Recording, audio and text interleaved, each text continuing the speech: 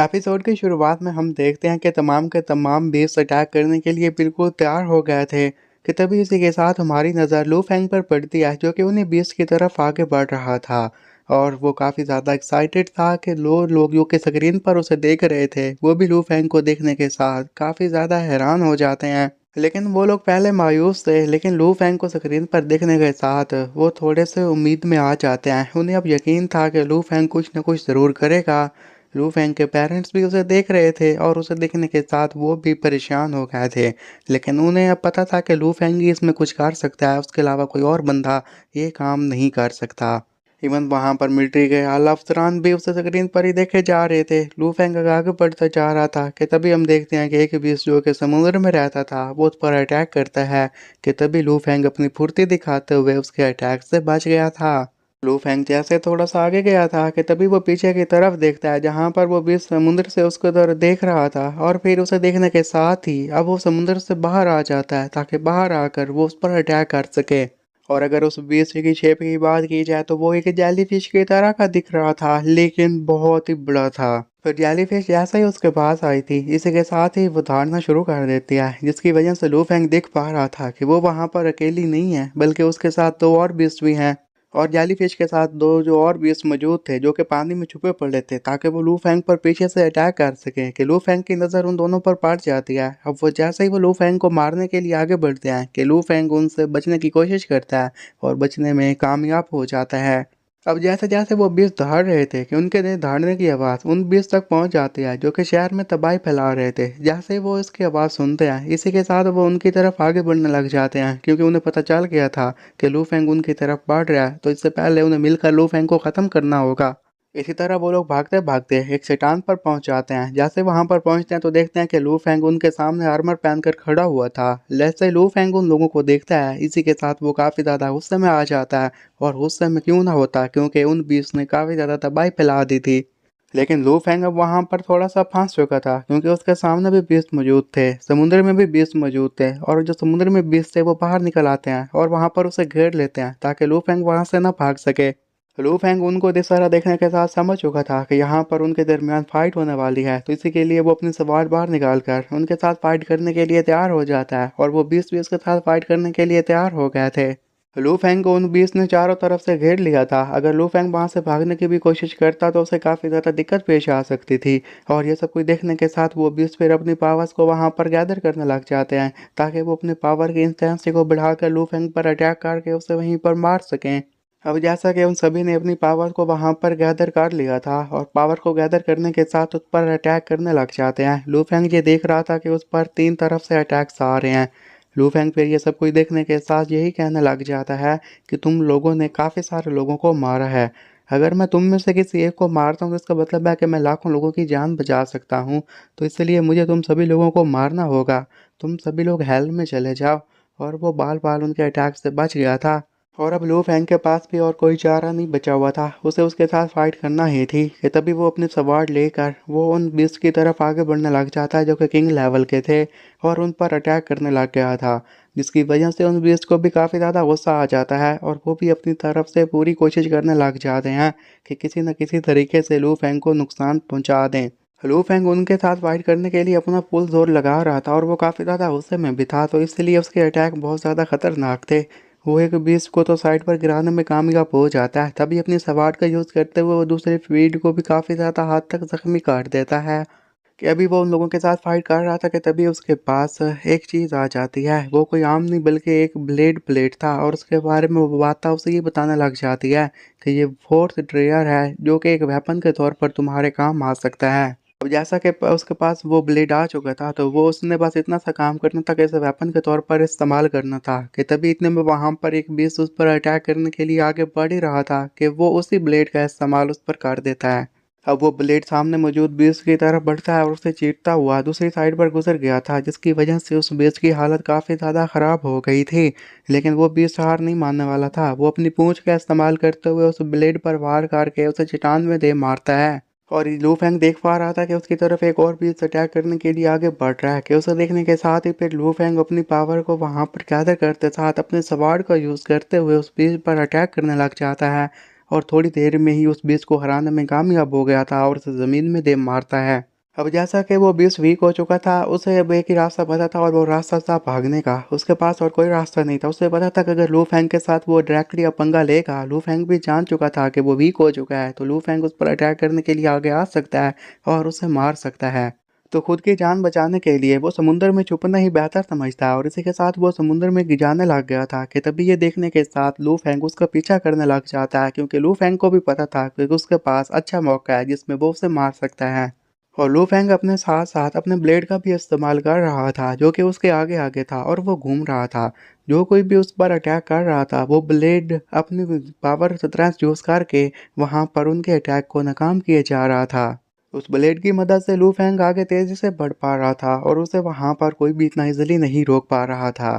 अब इसी तरह लू फेंग आगे बढ़ता रहता है कि तभी उसके सामने वो जेली फिश आ जाती है, जो कि किंग लेवल पर थी। इसी के साथ ही वो जेली फिश जैसे लू फेंग को देखती है, इसी के साथ उस पर अटैक करने लग जाती है।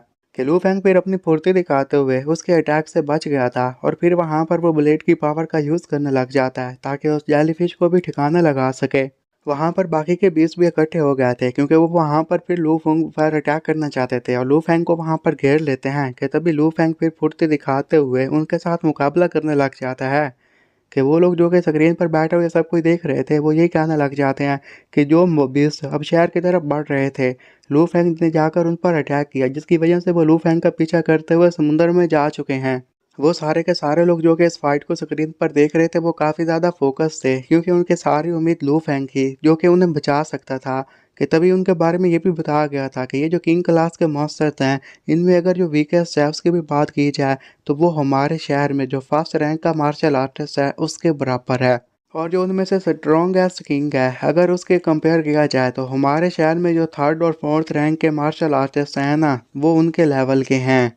और इस वक्त जो लो फैंग को सबसे ज़्यादा बात एडवांटेज दे रही थी, वो कोई और नहीं थी बल्कि उसने जो आर्मर पहना हुआ था, वो उसे काफ़ी ज़्यादा फायदा दे रहा था, जिसकी वजह से वो उन बीस के अटैक से आराम से बच पा रहा था। अगर उसके पास वो आर्मर ना होता, तो अब तक वो मारा जा चुका होता या फिर ज़ख्मी हो चुका होता। अब वो लोग स्क्रीन पर ये भी देख रहे थे कि जो उनके पास प्लानेटरी पावर है, उसका लेवल काफ़ी हद तक डिक्रीज हो चुका है और इस बात को लेकर भी वो काफ़ी ज़्यादा परेशान थे, क्योंकि वो चाहते थे कि उनका प्लानेटरी लेवल काफ़ी हद तक आगे जाए, लेकिन वो कम होता जा रहा था और ये इसलिए उसे परेशानी का बायस बनता जा रहा था। वो लोग ये कहने लग जाते हैं कि लू फेंग, अगर तमाम जनरल्स की बात की जाए, उसे उम्मीद है कि तुम उनका मुकाबला कर लोगे। यहाँ पर मौजूद तमाम लोगों की अगर उम्मीदों की बात की जाए, वो तुम पर बंधी हुई हैं। उन्हें भी उम्मीद है कि लू फेंग तुम ये जीत जाओगे, इसलिए हम तो तुम्हारे लिए सिर्फ दुआ ही कर सकते हैं, और वो यही कि तुम आगे बढ़ो और इन्हें मारते जाओ और तुम्हें इसमें कोई नुकसान ना हो और वक्त के साथ साथ तुम्हारी स्ट्रेंथ और भी ज़्यादा इंक्रीज करती जाए। इसी तरह लो फैंग की बात की जाए, तो वो एक बीस के पास जाकर उसकी आंखों पर अटैक करके उसकी आंखों को फोड़ देता है। कि तभी वहां पर दूसरे बीस की तरफ बढ़ रहा था कि तभी वो जैसे उसे निगलने लगता है कि वो उसके दांतों में फंस गया था और फिर उससे बाहर आ जाता है और उस पर अटैक करके उसे भी मारने लग गया था। वो भी उसके इस अटैक को नहीं झेल पाता और इसी के साथ समुद्र में गिर जाता है। कि तभी फिर ये देखने के साथ ही लू फैंग के पास अच्छा मौका था कि वो आगे बढ़कर तीसरे पीस पर अटैक कर देता है और उसे भी जख्मी कर देता है। वो अपनी सवार की मदद से भी अटैक कर रहा था, अपने ब्लेड की मदद से भी अटैक कर रहा था। जो जो बीस्ट उसके रास्ते में आता जा रहा था, वो इन दोनों चीज़ों का इस्तेमाल करते हुए उन्हें काफ़ी हद तक जख्मी करता जा रहा था। तो बात की जाए वहाँ पर जेली फिश की, जिसके काफ़ी सारे हैंड्स थे, वो उन तमाम हैंड्स का इस्तेमाल करके लू फैंग पर जैसे अटैक करता है कि तभी लू फैंग भी अपने टेंटेकल्स का इस्तेमाल करने के साथ ही उनके हैंड्स को काट देता है, जिसकी वजह से वो जेली फिश भी काफ़ी हद तक जख्मी हो गई थी और उसे भी अपनी जान बचानी थी, तो इसलिए वो भी समुद्र में जाकर छुप जाती है। लेकिन लू फैंग के ब्लेड की बात की जाए, तो वो जेली फिश का पीछा करते हुए समुद्र में भी जाकर उसे जख्मी करना शुरू कर देता है। तभी फिर वहां पर मौजूद स्नेक किंग उस पर अटैक करने के लिए आगे बढ़ रहा था कि लू फेंग ये देखने के साथ ही उसे चकराना शुरू कर देता है, जिसकी वजह से वो खुद ही एक दूसरे में फंस गए थे और ये देखने के साथ लोग काफी ज्यादा खुश हो गए थे। अब किंग वेल की बात की जाए, तो वो भी लू फेंग पर अटैक करने के लिए तैयार था कि तभी जैसे ही वो पीस भी आगे बढ़कर उस पर अटैक करता है कि लू फेंग फिर अपने ब्लेड की पावर का इस्तेमाल करते हुए उसे भी जख्मी कर देता है और खुद उस पर अटैक करने के लिए आगे बढ़ने लग गया था।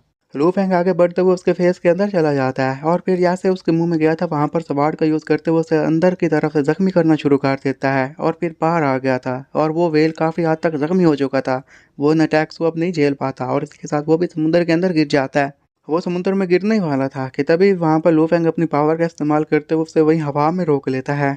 वहाँ पर टोटल 6 किंग लेवल के बीस्ट थे, लेकिन लू फेंग की बात की जाए उनमें से 5 को मार दिया था। इतना देखने के साथ वो लोग जो कि स्क्रीन पर ये सब कुछ देख रहे थे काफ़ी ज़्यादा खुश हो जाते हैं, क्योंकि लू फेंग उनकी उम्मीदों पर पूरा उतरा था। अब 5 जैसा कि मार चुके थे, उनमें से सिर्फ एक ही बचा था और वो कोई और नहीं बल्कि सी ग्रीन ड्रैगन था। लू फेंगजियो के उस 20 लेवल के भेल को वहां पर पकड़ कर खड़ा था कि तभी उसकी नजर ही उसी सी ड्रैगन पर पड़ जाती है। उसे देखने के साथ ही वो उस भेल को उसकी तरफ आगे की तरफ फेंक देता है और फिर खुद उस पर अटैक करने के लिए तैयार हो गया था। उसे पता था कि वो सी ड्रैगन अब किसी भी वक्त उस पर अटैक कर सकता है कि तभी बवाता उसे ये कहने लग जाती है कि ये जो तुम्हारे पास वेपन्स हैं ना, ये बहुत ज़्यादा खतरनाक हैं और इन्हें सिर्फ अपने माइंड की पावर का इस्तेमाल करके भी एक्टिवेट कर सकते हो। लेकिन अगर तुम इन तमाम चीज़ों की असली पावर को बाहर लाना चाहते हो तो इसके लिए तुम्हें भी अपनी फुल माइंड की पावर का इस्तेमाल करना होगा। इसमें तुम्हारी भी काफ़ी ज़्यादा एनर्जी यूज़ हो सकती है। और ये जो तुम्हारे हाथ में ब्लेड है, तुम बस कोशिश करो कि इसे बहुत ज़्यादा तेज़ी से स्पिन करवाओ। तुम जितना तेज़ी से इसे स्पिन करवाते जाओगे, ये उसी तरह से बहुत ज़्यादा लेवल की एनर्जी को जनरेट करना शुरू कर देगा। और फिर जैसे ही तुम काफ़ी ज़्यादा पावर को जनरेट कर लोगे, फिर जैसे ही वो बीस्ट तुम पर अटैक करने के लिए आगे आएगा तो तुम अपनी इसी पावर का इस्तेमाल उस पर करना और उसे हराने में यूज़ करना। और उसके कहे मुताबिक लू फेंग ऐसे ही करता है। वो उसकी मूवमेंट इतनी ज़्यादा तेज़ करवा देता है कि वहाँ पर काफ़ी ज़्यादा एनर्जी पैदा हो गई थी कि तभी वही सी ड्रैगन उस पर अटैक करने के लिए उसकी तरफ आगे बढ़ रहा था कि ये देखने के साथ ही वो फिर उस ब्लेड को उसकी तरफ फेंक देता है, जिससे सी ड्रैगन अपना जोर लगाकर रोकने की कोशिश करने लग गया था। लेकिन उस ब्लेड की स्पिन इतनी ज़्यादा फास्ट थी कि वो उसे नहीं रोक पाता और दरमियान में से दो हिस्सों में तकसीम हो जाता है। कि अगर उसी ब्लेड की बात की जाए तो पीछे खड़ी हुई चट्टानों में भी लगता है, जिन्हें वो दो टुकड़ों में तकसीम करने में कामयाब हो जाता है, क्योंकि उसकी स्पिन मूवमेंट इतनी ज़्यादा हद तक तेज़ हो चुकी थी कि उसे रोक पाना अब काफ़ी हद तक मुश्किल काम हो चुका था।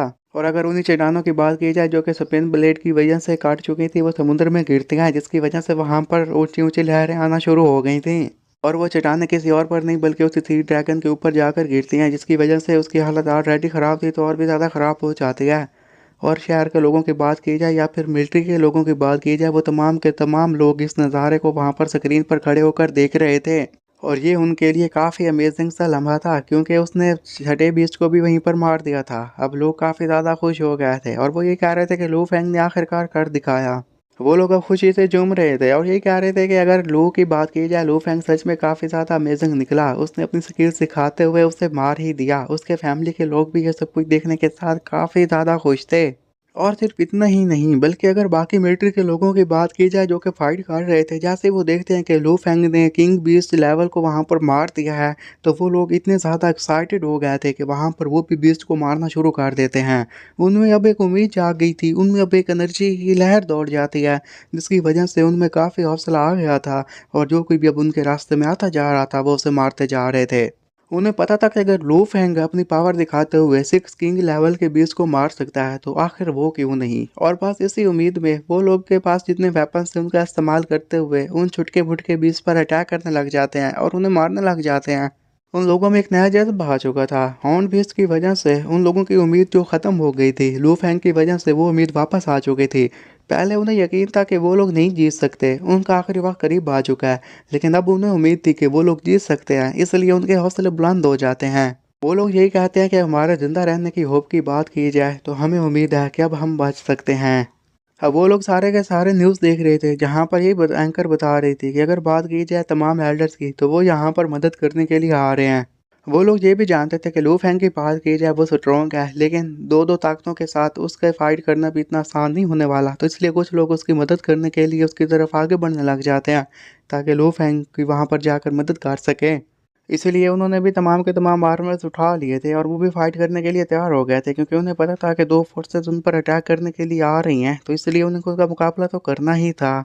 और सिर्फ इतना ही नहीं बल्कि हमें बाकी मिलिट्री के लोगों के बारे में भी बताया जाता है जो कि अपनी पावर का यूज़ करते हुए उन बीच को मार रहे थे। और सिर्फ इतना ही नहीं बल्कि वो तो इसे अब फन के लिए कर रहे थे, क्योंकि उनमें से जो कोई बड़े बीस्ट को मारता उसे अच्छे पॉइंट्स मिल जाते हैं और इसलिए वहाँ पर एक लिस्ट भी लग जाती है। जो कोई बीस्ट को मारता जा रहा था उसके पॉइंट्स काउंट हो रहे थे और वो लिस्ट में ऊपर नीचे आ रहा था। इसी तरह वो लोग बीस को मारते रहते हैं, लिस्ट में टॉप पर आते रहते हैं। अभी तक जो सबसे ज़्यादा नंबर लिए खड़ा था वो थे 11 के, तभी लू फेंग की बारी आ जाती है। उसने जितने बीस को मारा था और उनकी जितनी स्ट्रेंथ थी उसके मुताबिक लू फेंग को 37 पॉइंट्स मिल जाते हैं और वो लिस्ट में पहले नंबर पर आ जाता है। और अगर इन्हीं की मिलिट्री के लोगों की बात की जाए तो इन्होंने एक ही दिन में 100 किंग लेवल के मॉन्स्टर को मार दिया था। और ये सच में उनके कंट्री के लिए काफ़ी खुशी की बात थी, क्योंकि पहले वो एक भी नहीं मार पा रहे थे। लेकिन इस जज्बे की वजह से अब उन्होंने एक ही दिन में 100 किंग बीस्ट को मार दिया था। फिर हमें ये बताया गया था कि अगर उसकी हॉर्न बेस की बात की जाए तो वो जो कि अब ज़ख्मी हो चुका था, खुद को ठीक करने के लिए एक जगह पर छुपा हुआ है, ताकि वो खुद को ठीक करके फिर आकर अटैक कर सके। और उसे भी पता था कि अब इंसान दिन ब दिन ताकतवर होते जा रहे हैं और उनके अटैक भी खतरनाक होते जा रहे हैं। और इसके साथ साथ वो उसके 20 साथियों को भी मारते जा रहे हैं। और जैसे जैसे ये न्यूज़ उस तक भी पहुंचती जा रही थी, वो भी काफ़ी ज़्यादा गुस्से में आता जा रहा था, क्योंकि वो इन सब का बदला लेना चाहता था। और वो इस सब के लिए एक और सी मॉन्स्टर से मदद लेना चाहता था। कि तभी हम देखते हैं कि कुछ मिलिट्री के लोग समुद्र में कहीं सामान लेकर जा रहे थे कि उसी समुद्र में हलचल होना शुरू हो जाती है, क्योंकि वही समुद्री बीस्ट अब बाहर आना शुरू हो चुका था, क्योंकि उसके बाहर आने का वक्त आ चुका था। अब जैसे जैसे वो समुद्र से बाहर आता है, वहाँ पर लहरें उठना शुरू हो जाती हैं, जिसकी वजह से उनकी बोट में भी हलचल होना शुरू हो गई थी। और ये देखने के साथ मिलिट्री के लोग काफ़ी ज़्यादा हैरान हो जाते हैं और वो इसी के बारे में बात करने लग गए थे कि आखिर यहाँ पर क्या हो रहा है। कि तभी उन्हें पानी में एक साइड पर हलचल होना शुरू दिखाई दे गई थी कि तभी वो उसकी तरफ देखने लग गए थे कि वो देखते हैं कि वहाँ पर एक बहुत बड़ा समुद्री बीस्ट बाहर आ चुका था, जिसे देखने के साथ उन लोगों के होश उड़ जाते हैं। क्योंकि वो लोग अब जान चुके थे कि इससे बच पाना उन लोगों के लिए मुश्किल होगा, लेकिन फिर भी वो लोग हिम्मत तो नहीं हारने वाले थे। वो ये कहते हैं कि हमारे पास जो भी वेपन्स बढ़े हुए हैं, उन वेपन्स का इस्तेमाल इस बीच पर किया जाए और इसे मारा जाए। उनके पास कैनन्स मौजूद थी और वो उन्हीं कैनन्स का इस्तेमाल करके उस समुद्री गेज पर अटैक करने लग गए थे। लेकिन अगर उस समुद्री बेस की बात की जाए तो उन कैनन्स का उस पर कोई असर नहीं हो रहा था। उसकी बॉडी इतनी ज़्यादा मजबूत थी कि वो तो उसे ज़रा बराबर भी नुकसान नहीं पहुंचा पा रहे थे।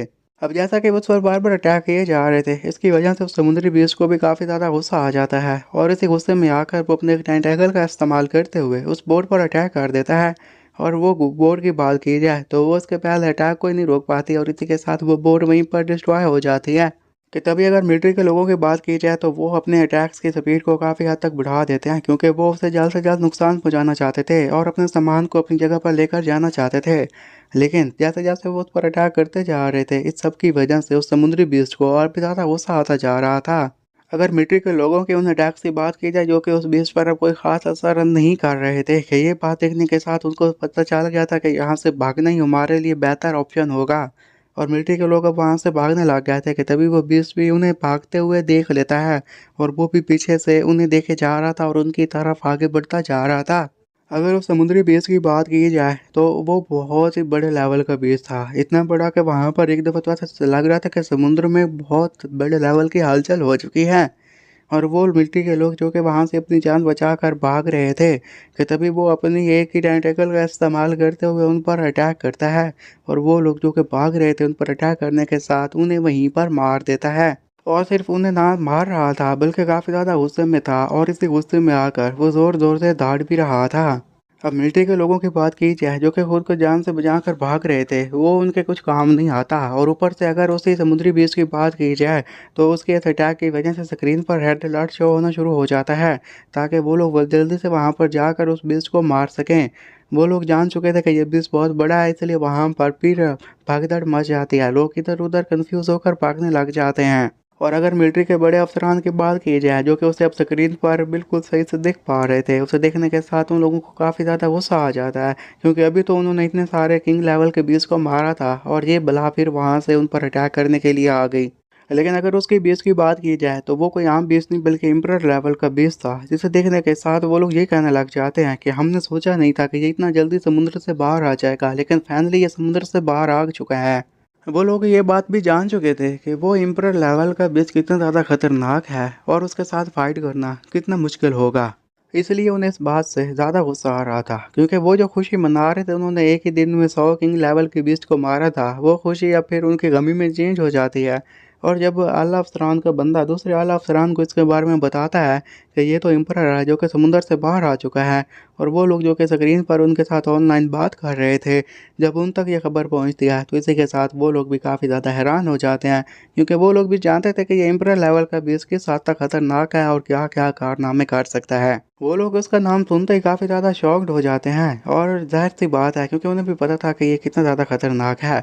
तो इसी के साथ ही वो अपने साथ वाले कुलीग को यही कहता है कि तुम जल्दी से यहाँ पर होंग और थॉर को इनवाइट करो क्योंकि अब वही हैं जो कि फ़िलहाल हमारी इसमें मदद कर सकते हैं। कि इतना सुनने के साथ ही वहाँ पर लोग काफ़ी ज़्यादा हैरान थे और गुस्से में भी थे और काफ़ी ज़्यादा शॉक्ड भी थे। कि इसी के साथ ये एपिसोड यहीं पर ख़त्म हो जाता है।